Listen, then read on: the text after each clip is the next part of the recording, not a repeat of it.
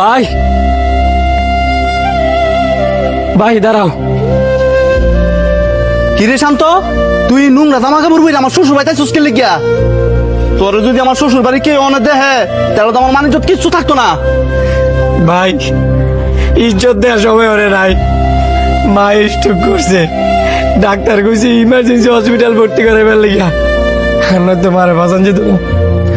আমার অনেক টেও লাগবো। অনেকটা লাগবে, আমি কি করতাম? গিয়ে ভর্তি করাবি কেন?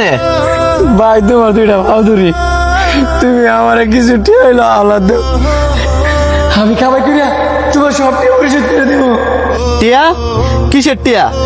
যেদিন থেকে আমি আমার পরিবার চাইরা আমার এই শ্বশুর বাড়িতে আয়া উঠছি ওই দিন থেকেই তখন সবার লোক আমার সব সম্পর্ক শেষ।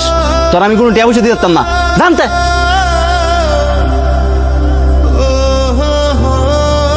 তোর তো সাহস কম না রে, তুই 2 দিন পরে পরে আজ দুলাভাইয়ের কাছ থেকে টিয়া নিতি। এতদিন তো আমার দুলাভাইয়ের গাড়ির উপর বয়ে বয়ে খাইছস, আর অনেক খাইতে পারস না দেখা আইসস মার অসুস্থতার কথা কয়ে টিয়া নিতি। তখন মতন ফকির নি করে আমার ভালো করে চিনা আছে। তুই অক্ষণ আমার বাড়ির উপরে থেকে বের হয়ে যাবি। আমি তো দুলাভাই তো তোর আসতে লাত্তি দিছে, আমি এমন লাত্তি দিমু মাজার হাড্ডি ভেঙে গেলামু।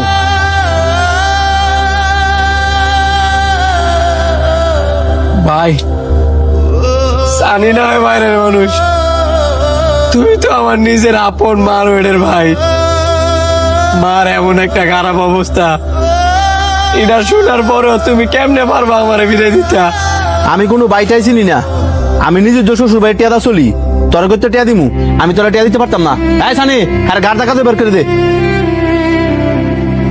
ভাই আল্লাহর দয়া লাগে, তুমি আমার ফিরে দিও না। আরে তুই কি বুঝছ না নি? জানতে যা।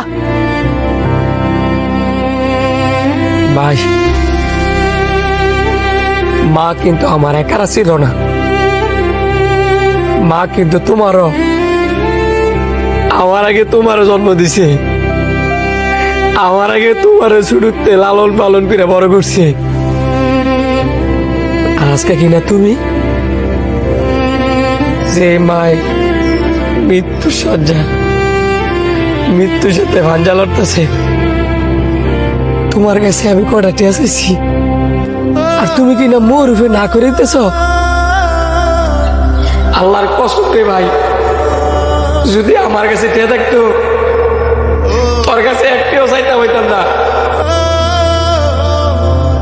তুই টাকার নেশায় ফইরা অন্ধ হয়ে গেছিস গা, জীবনে কোটি কোটি টিয়া ইনকাম করতে পারবি, কিন্তু মা যদি মরা